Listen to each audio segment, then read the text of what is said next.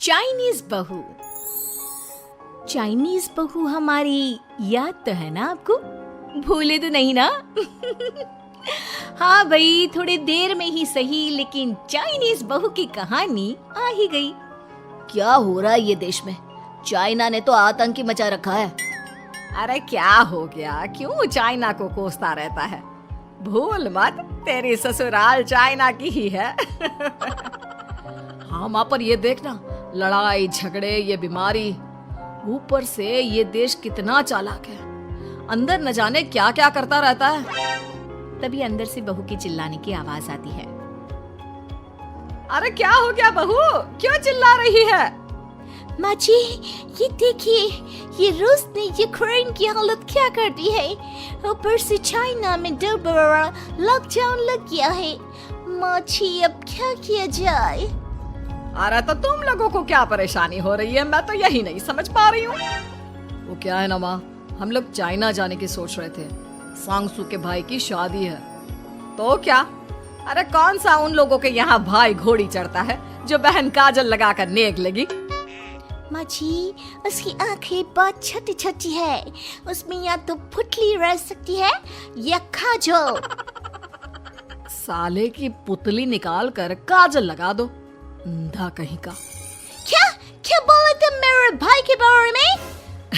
अरे नहीं नहीं बहू, वो तो बोल रहा था कि तुझे नेग मिल जाएगा। हैं, बहन है ना तो उसकी। नहीं नहीं माँ जी, मैं सब समझती। ये मेरे भाई का मजाक बनाते रहते। कितना सीधा है मेरा भाई, बिल्कुल छिपकली जैसा। नहीं नहीं बहू, सीधा गाय जैसा होता है। सही पकड़े हैं माँ जी। हाँ, तो मेरे भाई की शादी है, मैं चाइना जरूर जाऊंगी। तभी एक पड़ोसन आ जाती है। अरे नहीं नहीं बहू, तू कहीं ना जा। हम लोगों का मन कैसे लगेगा तेरे बिना? ले बहू, तेरे भाई के लिए ये शॉल रख ले, हमारी तरफ से गिफ्ट कर देना। अरे सब कितने अच्छे हैं। मेरी चाइनीज बहू को कितने प्यार से तुम लोगों ने एक्सेप्ट कर लिया। सच में बड़ी भाग्यशाली हूँ मैं। कैसी बात कर रही है? ये तो हम लोगों के देश की खूबसूरती है कि हर किसी को दिल से अपना लेते हैं, बस वो भी दिल से हमें अपना समझे। कैसी बात कर रही है आंटी जी? मेरे लिए आप सब सासू माँ जैसी ही हैं। मुझे भारत बहुत अच्छा लगता है, ये सबसे अच्छा देश है। मेरा भारत महान। वैसे भी लड़की की शादी जहाँ होती है वो तो वहीं की हो जाती है ना। जीती रे बहू, सही बोल रही है। औरत तो होती ही पानी की तरह है, जो जहाँ जैसे रखे वैसी ही शेप ले लेती है। आंटी जी, ये थोड़ा सा ज्यादा हो गया, समझ नहीं आया। नो प्रॉब्लम, मैं चाय बना कर लाती हूँ। फिर क्या, वो दिन भी आ जाता है जब बेटे बहू को चाइना जाना पड़ता है। वहाँ जाकर बहू का भाई कहता है, मेरे बहन आ गए, मेरे बहन आ गए। मैंने सबको बोला कि सब हिंदी में बात करेंगे, नहीं तो बहन नाराज हो जाएगी। थैंक्स बॉय, हिंदी मेरी भाषा है। आप मुझे उसमें बात करना अच्छा लगता है। आपने जीजा जी से मिलो। ओ बहन, तुम अंदर चलो। सभी बहू को अंदर लेकर चले जाते हैं, लेकिन सांगसू का पति, वो तो बेचारा चाइना के ससुराल के आंगन में अकेला खड़ा रहता है। काफी देर तक जब कोई उसे नहीं पूछता तो वो माँ को घर पर फोन करता है। हाँ बेटा, पहुँच गए ना कुशल मंगल? हाँ माँ, लेकिन सांगसू पता नहीं कहाँ है। वो तो अंदर गई है, तब से बाहर आई ही नहीं। अरे कैसी बात कर रहा है? तो तू अंदर चला जा, तू बाहर क्यों है? अरे दामाद है तू वहाँ का, उन लोगों ने तुझे बिठाया, चाय पानी कुछ नहीं पूछा?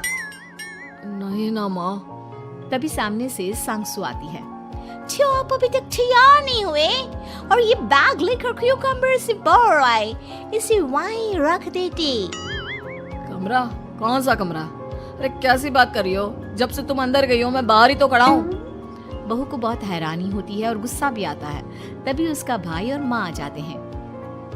अरे सांगसू, अंदर खाना लग गया है। पहले ये बताओ कि मेरे पति को किसी ने खाना या पानी क्यों नहीं पूछा? वो भारत से ससुराल पहली बार आया है, वो भी मेरे कहने पर। उनकी इज्जत क्यों नहीं की? देख बेटी, तूने जबरदस्ती जिद में शादी की थी तो हम लोगों ने कर दी, लेकिन अब तुम ये सोचो, पूरी चाइना में मैं इस इंडियन को अपना दामाद बताऊं? So sorry. हाँ संगसू, और तुम भी चुप रहना, नहीं तो वो लोग मेरी शादी तोड़ देंगे। ओह, ऐसी बात है। कोई बात नहीं, मैं बाहर होटल में रह लेता हूँ, तुम वही करो जो ये लोग चाहते हैं। कैसी बात कर रहे हो?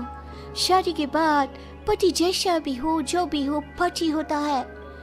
वैसे भी तुम्हारे पूरे परिवार ने, सबने बिना सोचे मेरा साथ दिया, मुझे एक्सेप्ट किया, प्यार किया। मैं अपने देश में आपको अकेला कैसे छोड़ सकती हूँ? ये हिंदी फिल्म का ड्रामा बंद करो, मैं अभी अब बर्दाश्त नहीं करूँगी। चुपचाप अंदर चलो, नहीं तो ये शादी वादी यहीं खत्म करके इसे अकेले ही इंडिया जाना पड़ेगा। कैसी बात कर रही हो माँ? ये मेरे पति हैं। नहीं था, हम लोगों ने यहाँ वकील को बुला लिया है, जिसके बाद अब तेरा तलाक करा के हम यहाँ के चाइनीज लड़के से तेरी शादी करा देंगे। अरे कैसी बात कर रहे हो? हम तो यहाँ तुम्हारी शादी के लिए आए थे। नहीं, मैं सांगसू के बिना नहीं रह सकता हूँ। हाई वोल्टेज ड्रामा होने के बाद से ही सारा माहौल खराब हो जाता है कि तभी एक लड़की आती है। मैंने सारा इंतजाम कर दिया है, सांगसू की शादी का मंडप परसों लग जाएगा, तब तक इसके पति को कमरे में बंद कर देते हैं। सभी सांगसू के पति का हाथ बांधकर उसे कमरे में बंद कर देते हैं। ये क्या कानूनी है? आप लोग मेरे पति के साथ ऐसा नहीं कर सकते हैं। मैं किसी से शादी नहीं करूंगी, ये साफ बात है। पहले मैं अपनी शादी करूं, फिर तेरी भी शादी करवा दूंगा। सब कुछ तय हो जाता है, भाई की शादी हो जाती है। फिर वो दिन भी आ जाता है जब सांगसू की शादी वो लोग जबरदस्ती करने के लिए उसे मंडप पर ले जाते हैं। ऐसा मत करो, ये मेरी बीवी है। मैं किसी से शादी नहीं करूंगी। कैसे नहीं करेगी शादी? शादी तो तेरा बाप भी करेगा। हो, मैं करूंगा शादी। प्लीज कोई मेरी शादी किसी अच्छा औरत से करवा दे। चुप, बिल्कुल चुप। फिर माँ सांगसू और उसके पति से कहती है, तुम लोगों का बच्चा मेरी कैद में है। अगर तुम लोगों ने कोई भी होशियारी की तो मैं इस बच्चे को मार दूंगी। दोनों माँ का रूप देखकर हैरान हो जाते हैं। बच्चे की खातिर दोनों शांत हो जाते हैं और शादी की रस्में शुरू हो जाती है कि तभी सांगसू की सास पुलिस के साथ आ जाती है। माँ, सरसू माँ आ गई, मेरी माँ आ गई। माँ प्लीज हम लोगों को बचाकर वापस ले चलो। पुलिस सभी को गिरफ्तार कर लेती है। बेटी के बच्चे को मारने की धमकी तो कोई चुड़ैल ही दे सकती है। अरे तो ये चुड़ैल ही तो है। ये सही बोल रहे हैं, ये औरत किसी चुड़ैल से कम नहीं है। तभी उन लोगों का बच्चा भी आकर सांगसू के गले लग जाता है। माँ, तू सही समय पर आ गई, लेकिन तुझे कैसे पता चला कि यहाँ ये सब हो रहा है? बेटा, ये चाइनीज लोग ना होते ही धोखेबाज हैं। इन लोगों पर मुझे भरोसा नहीं था, इसलिए मैंने तेरे फोन को हमेशा के लिए मेरे फोन से अटैच कर दिया था, जिससे तेरे आसपास होने वाली सारी बात मैं सुनती रहूं। उस दिन भी मेरी तेरी बात हो रही थी तो तेरा फोन ऑन था, मैं सब समझ गई थी। मुझे माफ कर दो। नहीं, बिल्कुल नहीं। चलिए माँ जी, इंडिया वापस चलते हैं। आज के बाद मैं यहाँ कभी नहीं आऊंगी।